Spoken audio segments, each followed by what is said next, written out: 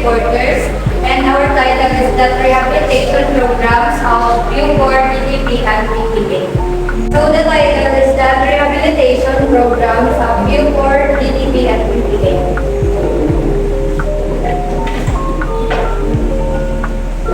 So, Bureau of Corrections. The Bureau of Corrections is charged with custody and rehabilitation of national offenders. That is, those sentenced to serve a term of imprisonment more than 3 years. So, at Bureau of Corrections, parang naman kita it is responsible for taking care of and helping to rehabilitate people who have committed serious crime. So, it was formerly called Bureau of Corrections when it became just before was safekeeping of national prisoners.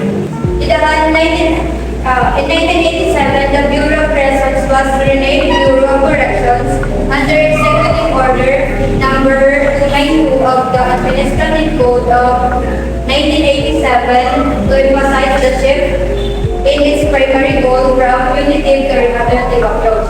So, ang dami ko no, that 1987, at Bureau of Corrections, didahan 1987, dinrename niya or dinbalo na niya karan into Bureau of Corrections under Executive Order number 292 of Administrative Code of 1987. So, ang siya na ito nga to emphasize the shift in its primary goal from punitive to rehabilitative approach.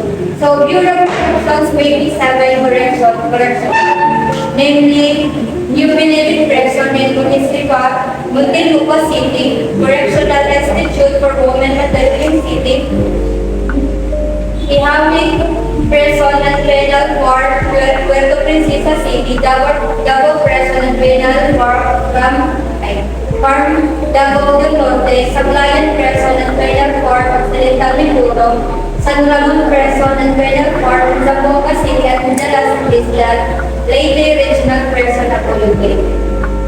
Next.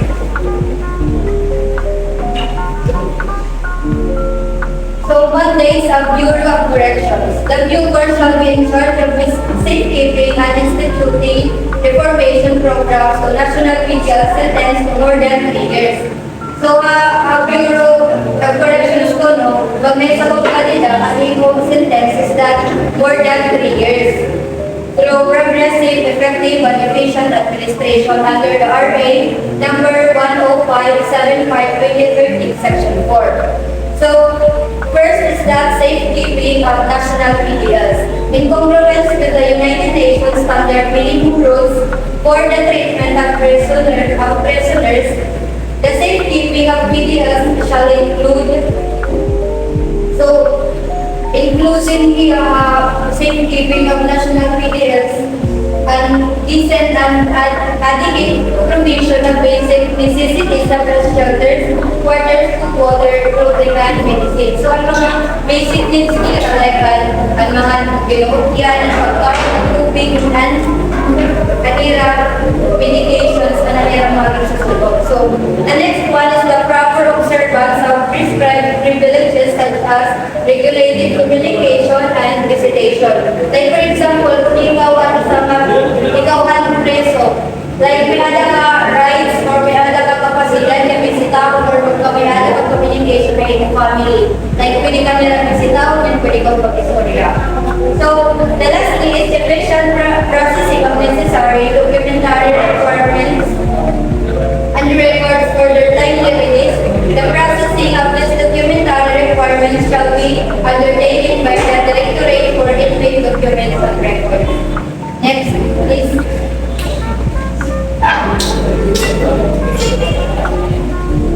So, the second one is the security of national PDLs. It is complementary component of safekeeping and custodial function. It ensures that PDLs are completely incapacitated from further committing criminal acts and have been totally cut off from their criminal network, conducts in the free society while serving sentence inside the premises of the National Penitentiary. Security also includes protection against illegal organized armed groups which have the capacity launching, and attack on any person of the National Penitentiary who rescued or convicted. So, marang naman nila from the word itself, security, sabihin, biskan sa mga ka-inmates or biskan sa mga official, is that kinahanglan or biadaliwan kita security para natin kalugarin mo. So, ang gamit ng security of national media is that take away from any criminal influence or opportunities to commit further crime. Ngayon, sa pinapinili is preventing them from committing crimes inside the prison. So, kumbaga, giningira yung kita kung sa mga PDL, giningira yung mga influence at iba or opportunities na mga kabuhat-aguhan. Malay mga criminal doings ang nga yung ibuwatan.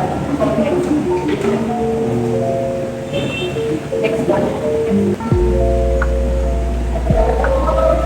So, the third one is reformation of national PDLs. The core objective in the administration of these reformation programs is the effective treatment of antisocial behavior and destructive personality disorders of APDL. So,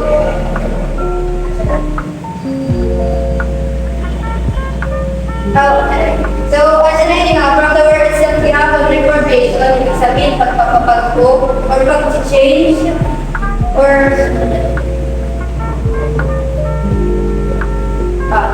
in simple terms, means the viewer provides program to help inmates improve their behavior and personality with a specific focus on moral and spiritual growth. So reformation is that to help inmates change their antisocial behavior and harmful personality traits. For example, ako nga inmates ako. Ang gamit din ng reformation of national media is ginbabago ako, anak ko mga dahil na, magkawal ako. So na yun sa pagpiling reformation of national media, siningirayo ako, or dili ako naging itatagaan ng opportunity na makakuha sa tulong magaling babago ang akong behavior. So, the circumstantial reformation programs which always institutionalize the viewer of the PDS consist of the following. And una is the moral and spiritual program. This refers to the moral and spiritual values formation of PDS which shall be institutionalized by the Directorate of Moral and Spiritual Welfare, which include the practice of one's religion and beliefs, participating in religious volunteer organization, and the individual shall be regulated and managed. So, in simple terms, means the viewer provides program to help inmates improve their behavior and personality with a specific focus and moral and spiritual growth. So, naintindihan naman niyo. The second one is education and training program. Focuses on both formal and non-formal education and skills development managed by Directorate of Education and Training. So, this program teaches inmates learn new things and develop skills. Like for example, including din yan ang mga professional or ang mga nagpaka-eskwelahan, like sila, mga instructors. Masunod din nila din mga education and training para magtutuha mga PDS at ulit ito, ang mga maka-eskwelahan grade 1 kaya magtutuha sila ng pahala. Sa training program naman is that training nila ang mga puruhan doon para makabuling niya ang pinakasulatan para rehabilitation. So, work and livelihood program aims to develop skills for self-sufficiency and income generation managed by the Directorate for Work and Livelihood. So, this program teaches inmates how to work and earn money. So, ibig sabihin, work and livelihood program, kasunod ng rehabilitation, may ito nagaganap activities na kundin mag-iwi mo mga like, for example, na nakikita natin or na-base natin ang mga teammate. Ang mga inmates is nag-iwi ng basket, nag-ibabaligya, para may nag-ihapon nila endbang na may susuporta ng pabilis at ang maalam malira sa this one. So, sports and recreation program. They promote physical and mental well-being through sports and recreational activities managed by the Directorate for Sports and Recreation. Sports and Recreations program, din yan pag-promote sa physical and mental. For example, PDL ako, nag-encourage niya mga inmates to stay active and healthy. Like for example, at sports, nagpapatukon nila ng basketball, dirigay ka yung lahat mga enforcers nga mag-urot yes kasi mga kabulig niya pinipapapasukan ng lawas like exercise. So, health and welfare program ensures proper nutrition, hygiene, sanitation, and medical care managed by the Directorate for Health and Welfare. So, this program ensures inmates get proper food, hygiene, and medication. Ang sabihan ko na ito nga, miskan inmates kita, miskan PDX kita, is kailangan niya may proper pagkaon kita, may agad ang medication, tapos ang mga proper hygiene na ihalag niya po ako, tapos ay rights kayo natin. So the last one is Behavior Modification Program. Aims to develop character and improve interpersonal relationships among PDLs and includes a therapeutic community and is managed by the Directorate for Behavior Modification involving volunteers and NGOs. So this program helps inmates improve their behavioral and get along better with others. So kailangan pagkani ka sa rehabilitation, di kayo mo lang kalagarin mo na hindi mo pag pinatindiran. Kinahanglan niya pag-socialize ka, diba? Mauwi rin yung batasan na nakikito mo kayo, like an interpersonal relationship at Okay, the next one we have Dangerous Drug Board or DDB. It is an act as the policy-making body for drug prevention and control.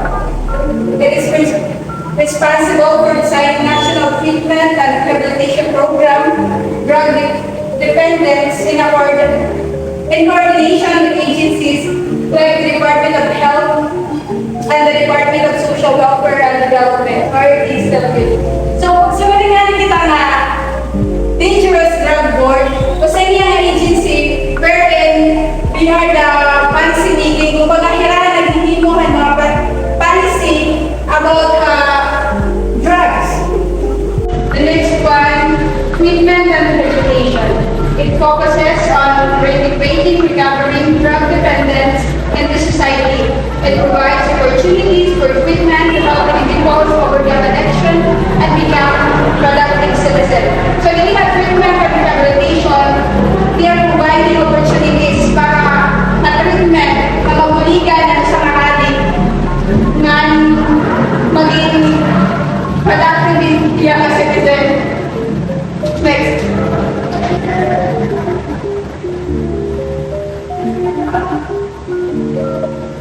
So now let's move on to the requirements and the application for treatment and rehabilitation. The following are the requirements. Number one is drug dependency examination or DDE. Drug dependents may represent an appointment with a DOH accredited physician or DDE. So ano sa mga drug dependents, magsasitian appointment into a DOH accredited physician. Next, he may also secure a referral form for DDE from the legal division of the Dangerous Drug Board. Next, if a drug dependent resides outside Metro Manila, he or she may coordinate with the nearest treatment and rehabilitation center and anti-abuse council in his or her place of residence. Number two, Philippine National Police. Philippine National Police clearance is ano siyang requirements. The last one is the Certificate of No Pending Case from the Regional Trial Court, RTC, and or Municipal Trial Court, MTC. If a minor drug dependent has a pending case, secure a certificate of suspension of proceeding from the RTC or MTC where the case was filed. So, kung nasa ko noong minor, mag-apply niya, and kailangan niya mga requirements is magsisecure anay niya ang certificate of suspension of proceeding from RTC or MTC na kundi may dictor. If an adult is drug dependent, secure a certification of dismissed case from RTC or MTC where the case was filed or certificate that the proceeding is suspended. So, we have steps on treatment and rehabilitation of drug dependent. So the first step we have secure referral form and other requirements for drug dependency examination or DTE at the Legal Affairs Division Dangerous Drug Board. The second, DTE is conducted by a DOH accredited physician. Third, for voluntary confinement, submit the result of the drug dependency examination together with other requirements to the legal division of the Dangerous Drug Board. Fourth, the DDB legal will process the petition for confinement voluntarily or by DDB board resolution prior to the release of the petition filed by applicant with the RDC. Fifth, the release of petition is made either to the application and or authorized representative. The last one is in case of compulsory confinement, the parent's spouse, relative shall execute and submit a statement affidavit providing information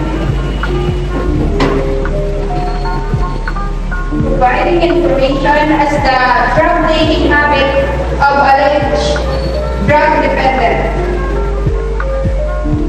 Next is the drug treatment modality. Drug treatment modality is the model of approach in the treatment of drug dependence utilized by treatment and rehabilitation centers. So, a drug treatment modalities may nakita yung mga approaches. The first approach is multidisciplinary team approach. It involves a team of professionals working together to address the needs of the drug dependent. So, an multidisciplinary team approach, it is a team wherein ini nga multidisciplinary team approach kung sa inyo ang grupo in different field like ang mga psychiatrist, psychologist, social worker, occupational therapist, and other that is related disciplines in collaboration of family and drug dependence. So the main purpose hindi niya team is to help drug dependent na matagalan ng solution ng ilang mga problem. The next one is therapeutic community approach. Focuses on community involvement to facilitate behavioral and attitudinal changes in individual through peer support and structured program. So, therapeutic community approach focuses on participating or ang pakikilala sa community at sa drug dependent para mapadali or mapapaguan sa mga drug dependent nga mas mapapadali ang pagbaguan sa mga drug dependent through their peer support and other mga program. Next is Hazelden Minnesota model. Views addiction as a disease influenced by external factors, incorporates the behavior, psychology, and principle. Alcoholic Anonymous, and the 12 steps. It focuses on collaboration between counselors and patients to define recovery path. So, we have Hazelden Minnesota model according to my research. Kasi niya ang program wherein it is about paggagamot or pagtulong ng mga tao na naadik ng droga. Ngayon, iniibat na program is binuo niya ni Hazelden Foundation, Minnesota, Estados Unidos. The fourth one, we have the spiritual approach. It utilizes the Bible for inspiration and views drug addiction as a sin. It encourages patients to turn away from addiction and to strengthen their relationship with God. So, din nga spiritual approach, in-encourage ang mga drug dependent or ang mga nagagamit ng drug na iwasan na nilang paggamit instead nga mag-ampuno magdaraw at may balang have eclectic approach that employs a holistic method in rehabilitation combining spiritual, cognitive, and behavioral components.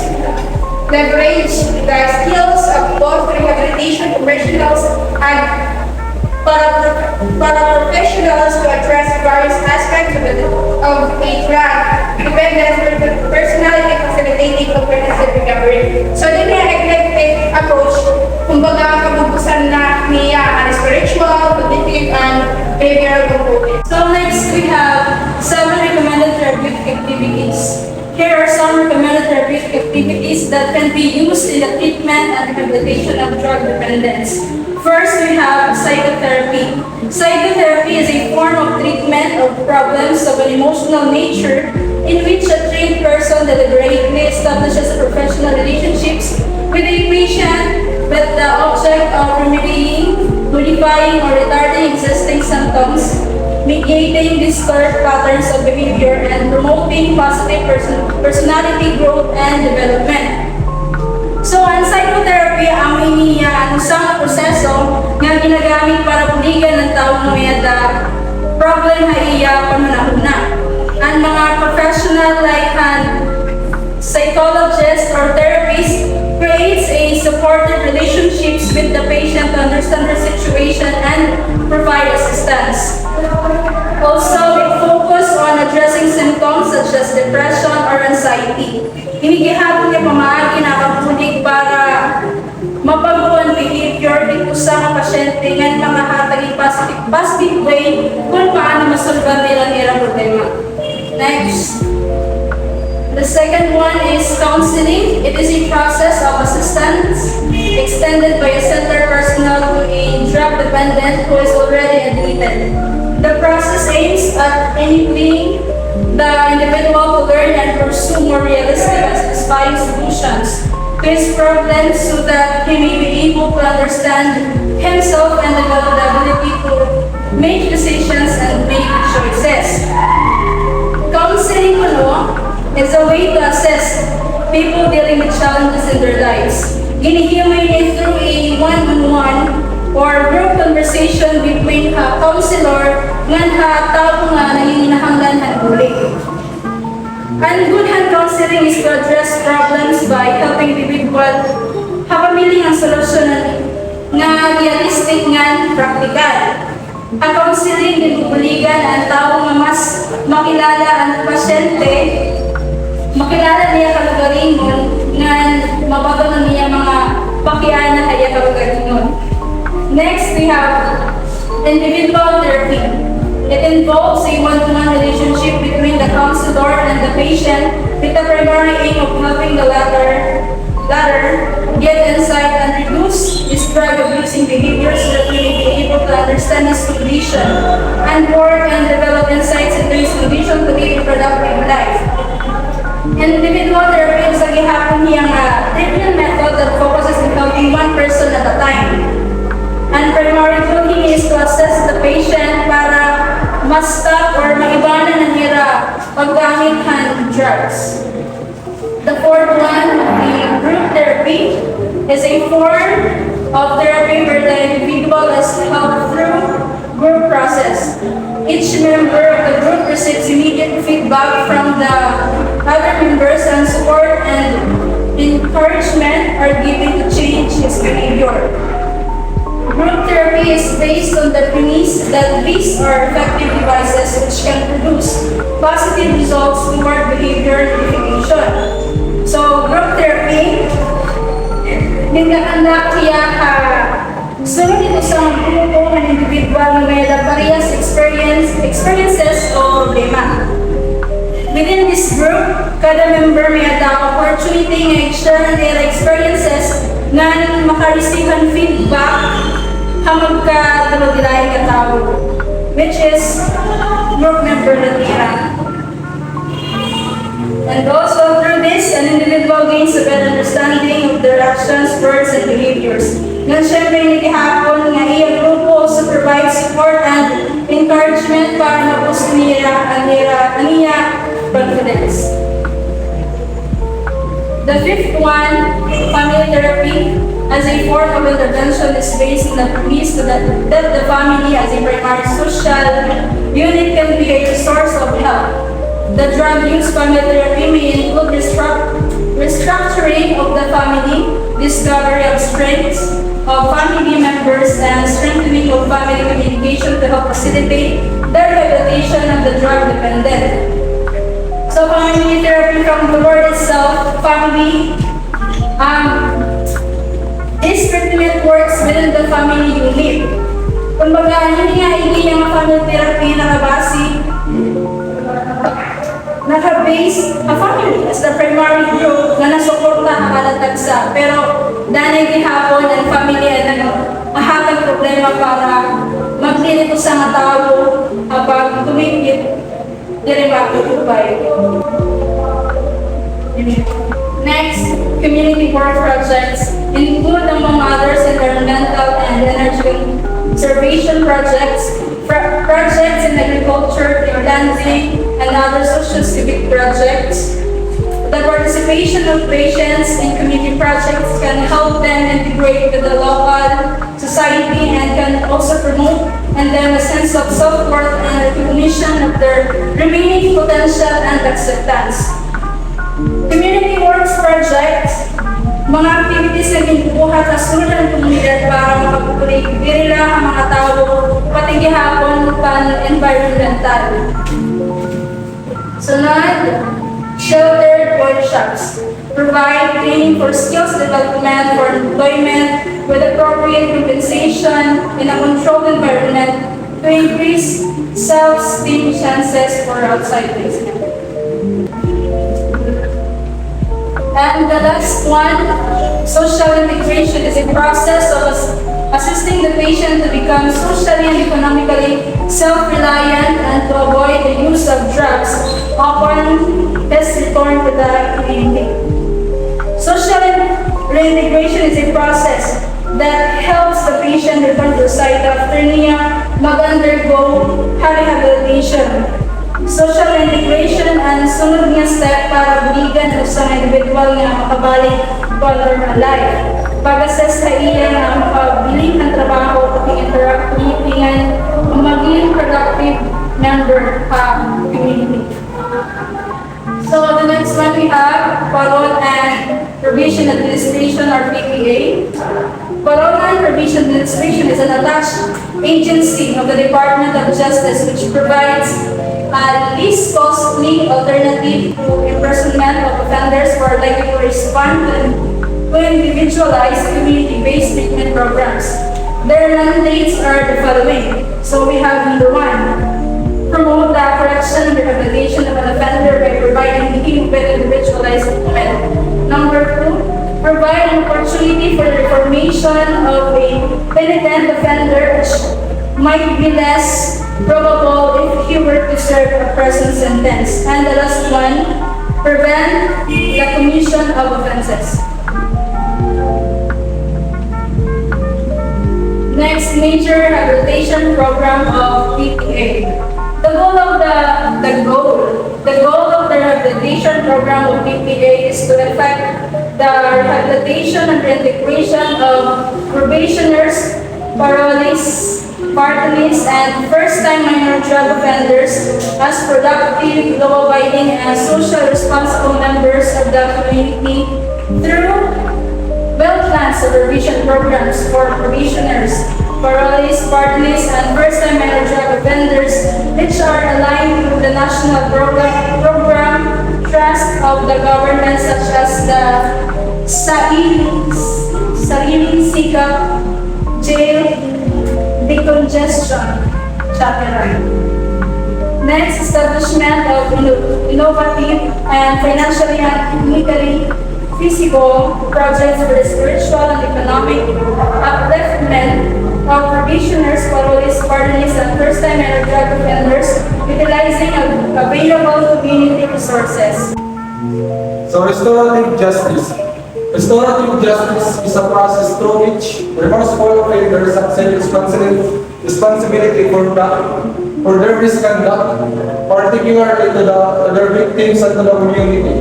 It creates an obligation to make things like proactive involvement of victims. Ownership of the offenders of the crime and the community in search for solutions, which promote repair, reconciliations, and reassurance. Thus, the restorative justice process is actively participated in by the victim, the offender, and or any individual or community member affected by the crime to resolve conflicts resulting from the criminal offense, often with the help of a fair and impartial third party. So, siya yung amin yan, kundi ang mga offender, which is baka nakapagmahal sa system nila dito sa susunod ako. Kung baka nila mga pagkakamali, kaya naging corporate, tapos ipagkasira yung mga victims. Basta sa dito mga anak. Tapos, tanang na pwede himuon nila, which is magkaayos pera, magkaminado lang, reassurance, reconciliation of truan, both offenders and victims. So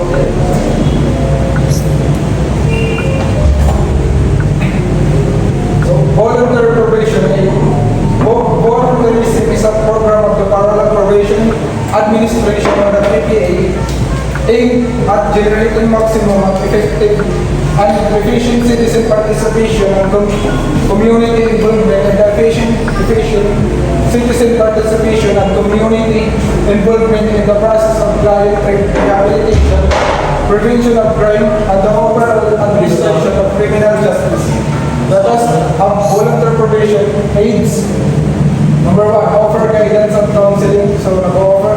Pag-undertake ako, probation program. Diri ka lang basta-basta gawas. Baka diri ka lang kinukuya, gawas. Baka matatawag ka dito mga volunteer. Kaya may nakakagdo, iba yung mga kailangan mo ato. So, siya niya, offer guidance and counseling. Number 2, act as a placement facilitator. Number 3, implement treatment objectives as provided in the program of supervision. Number 4, refer to appropriate agencies clients with various spiritual, mental, social, emotional, physical, or health needs. And number 5, act as a resource individual. Community modality. Therapeutic community modality in the DOG PPA program for the rehabilitation of offenders is a social learning treatment modality that uses the therapeutic community as the primary vehicle to foster behavioral change. It rules and norms, shared beliefs, tools, and process combined to enable clients to actively work toward their individual goals for right living. So, ang therapeutic community, medyo familiar na ginagawa or talaga.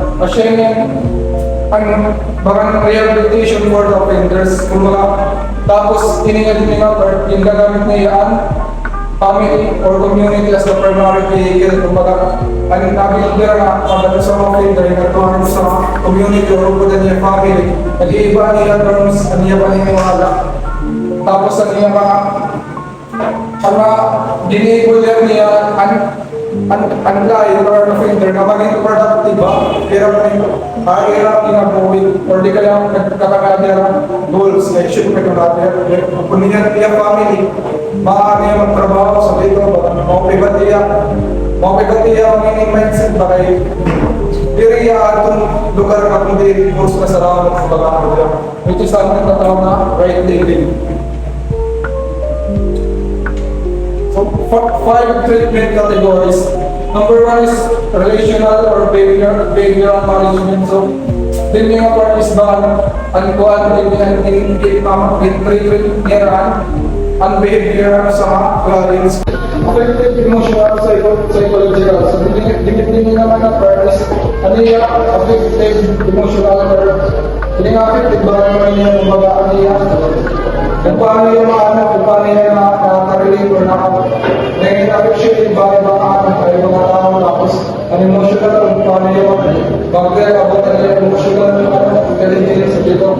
Tapos psychological reaction na niya, gawin naman, unang-una.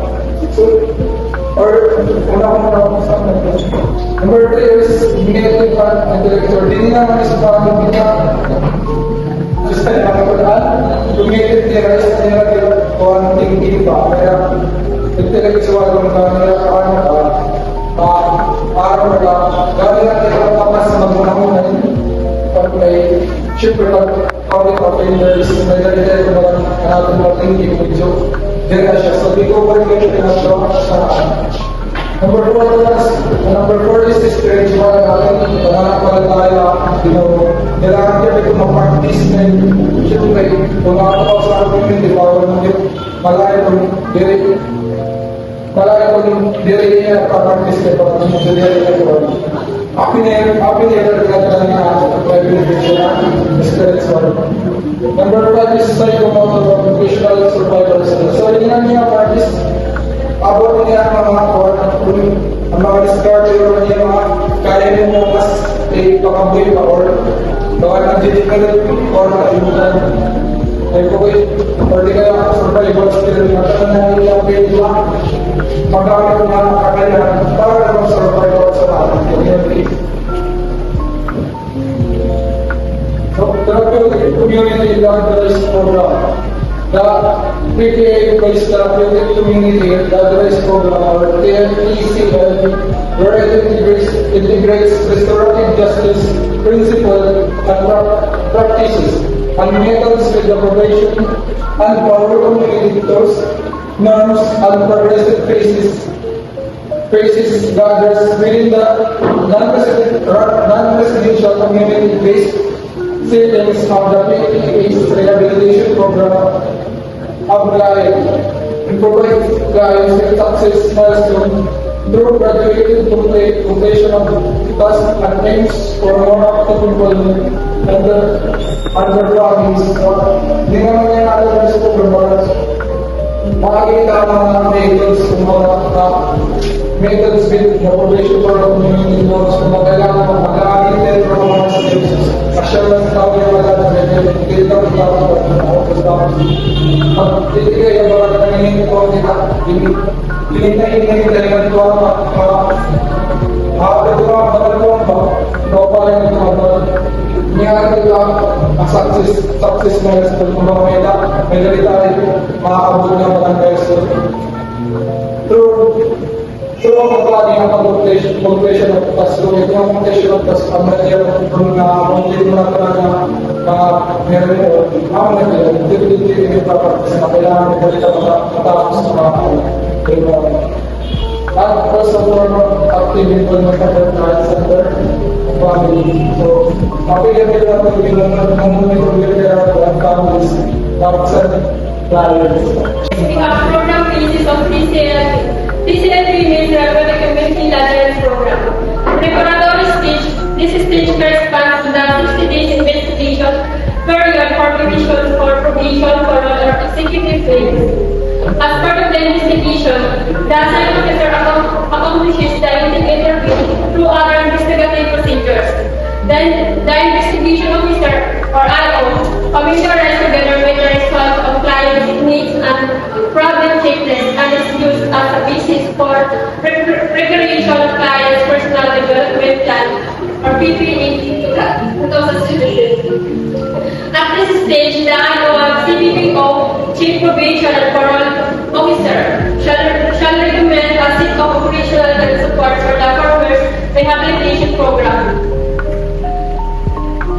Ang preparatory stage, kumbaga unay ng paghahanda o simula. Sa preparatory stage, amin na ang unang na programa para sa mga nag-a-apply ng client in provision for our executive clemency. As part of the investigation, ang nag-assign na officer din sa investigation, ang magiging orientative interview gamit ang worksheet. When magkukuha ng karagdagang informasyon through other investigation. And the investigation Dito naman ang mga nakita na investigation officer ng IOS. Bukod na sa kahit na naghahatag ng initial criminal investigation, pagkalatan pagpapasya ng mga gamit para mga naghahatag ng client, personal development class. At this stage, dahil ang CPPO o IC ay kailangan mag-delivery ito maaari para makipag-cooperate at sumuporta sa pamagitan ng client at pamilya during the rehabilitation program. Pieces 1, orientation. This is where the building of the foundation of TCL begins. Clients are introduced to the TC culture during this piece. He or she acquires understanding of the program philosophy and ethics of TC. These ordinary roles and hierarchical structures and roles to be observed as TC family member. Dini naman, ito dapat ang client sa ever na about sa TC. Culture during this piece. Naintindihan ang program ng philosophy and ethics of TC. It's a role in the hierarchical structure to be observed as TC family member. Kung ibig sabihin, pinoobserbahan pala kay client na if nakakandang ba niya ang structural roles as a TC family member. At the end of the orientation phases, the client shall have number 1, relational behavior management. Comply with probation parole condition. Kumbaga, ang comply with probation parole condition, dapat nasunod ka kung ano na mga condition dito sa probation and parole. Useful as affirmation, elaboration, and other behavior shaping tools. Nagamit din full as affirmation, elaboration, and other behavior shaping tools para magbago mo kung gahan. Refrain from use of prohibited drugs. Kumbaga, iniiwasan ang mga paggamit ng bawal na gamot. Establish bonding and trust with the TC family. Involve some family members in the rehabilitation activities. Number 2, activity emotional psychological. Show good growing. Kumbaga, nakikita mo, okay na picture na lang mo. You got to accept responsibility for your personal change. Number 3, cognitive intellectual. Identify personal strengths and weaknesses and stop change specific negative behaviors and attitudes. Acquire knowledge of the TC concept, tools, and processes. Number 4, spiritual. Apply and respond TC and writing philosophy. Develop insight of the rehabilitation program through reflections, illustrating understanding and appreciation of the TC philosophy. Express insight under creating guidance that primary source of help in order to change. Number 5, psychomotor functional survival skills. Demonstrating responsibility through performance of assigned tasks. Phase 2, primary treatment. Primary treatment of the Bureau of Jail Management and Penology, or BJP, refers to the core services, interventions, and management practices focused on the well-being and rehabilitation of inmates within the correctional system.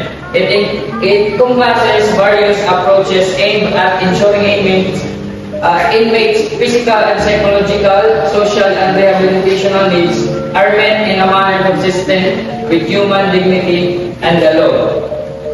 And the following are the key components of primary treatment. The first primary treatment of phase, the client shall have first, relational behavior management. Relational behavior management within the Bureau of Jail Management, or BJP, involves strategies, policies, and practices to maintain in order, ensure discipline, and promote positive interpersonal relationships among staff and inmates. Below is an overview of how relational and behavior management can be implemented in BGMP. First is continue to comply with the probation or parole condition, demonstrated socially acceptable behavior, became familiarized with behavior shaping tools and applied them appropriately. Become aware of and apply correct practices on environment issues. Develop awareness of civic duties and responsibilities. Refrain from use of prohibited drugs. Identify triggers for relapse. Understood and applied the concept of RJ and endeavored of reconcile with the victim and community. Second is the effective emotional and psychological. The affected emotional and psychological aspect pertains to the well-being of both inmates and personnel. Addressing emotional and psychological needs is critical for creating a safe, rehabilitative, and humane correctional environment. The overview of affected emotional and psychological is identify, accepted, and respect personal feelings and deal with them appropriately. Express realizations and insights into their behavior, attitudes, and values. Became familiarized with basic healing tools and apply them appropriately. Third is cognitive intellectual. Focuses on programs and initiatives that enhance the mental capacity, knowledge, and skills of both inmates and personnel. These efforts aim to empower individuals, improve decision-making, and foster rehabilitation and personal growth. We have here is gain awareness and knowledge of gender issues, acquired and or enhanced literacy skills. Fourth is spiritual. Spiritual is focuses on the moral, ethical, and spiritual development of both inmates and personnel. This dimension aims to nurture inner peace, foster positive values, and promote holistic rehabilitation and personal growth. Understood TC ups and apply them, memorize and explain the TC philosophy, affirm their faith in good as the primary source of health in order to change. The last one is psychomotor vocational survival skill.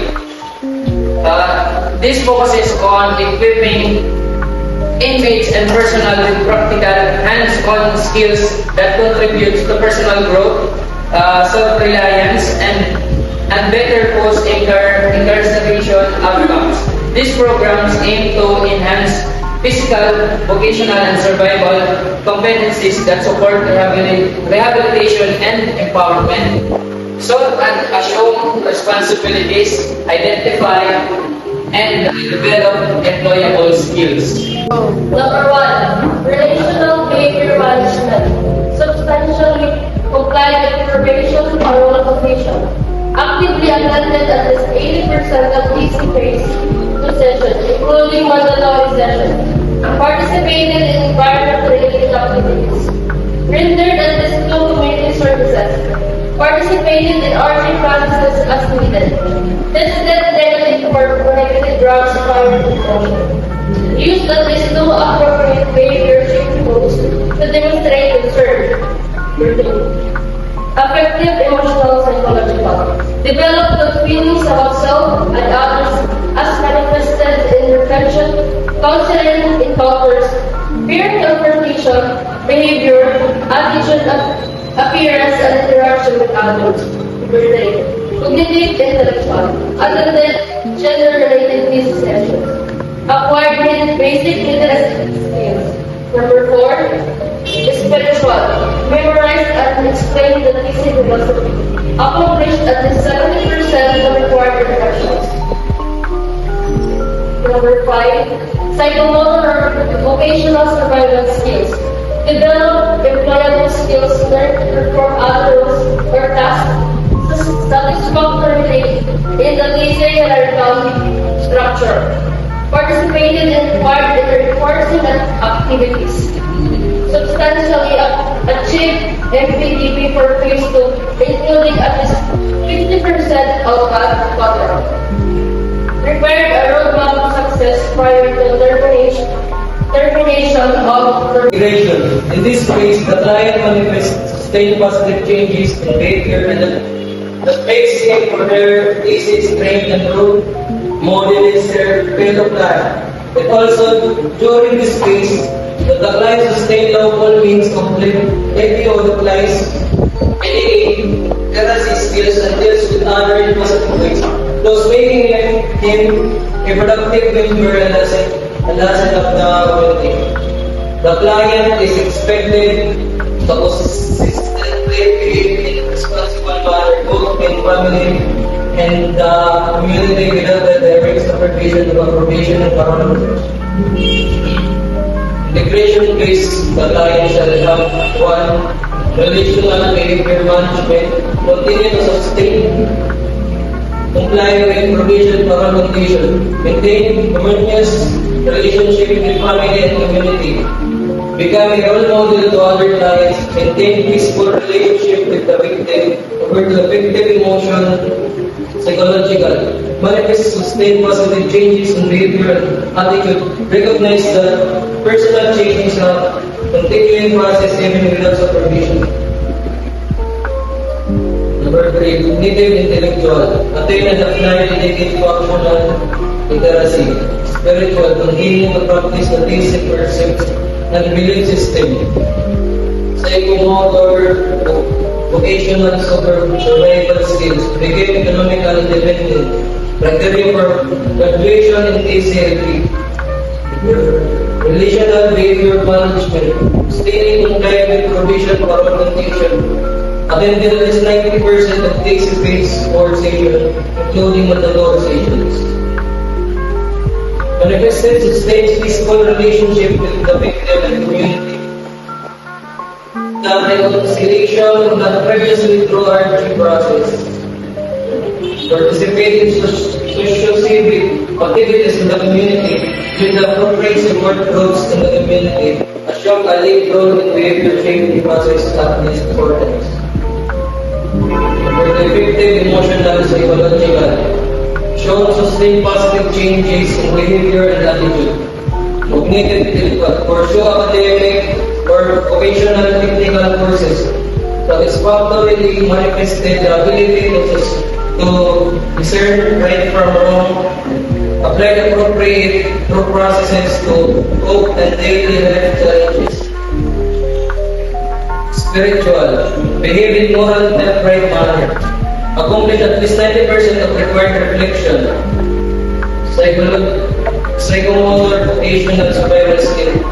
Spend wisely and save part of their income. Secure that stable means livelihood support themselves. Supported the family substantially if needed. Participated in required reinforcing activities. Substantially achieved MBDP for base 4 including at least 80% of blood contract.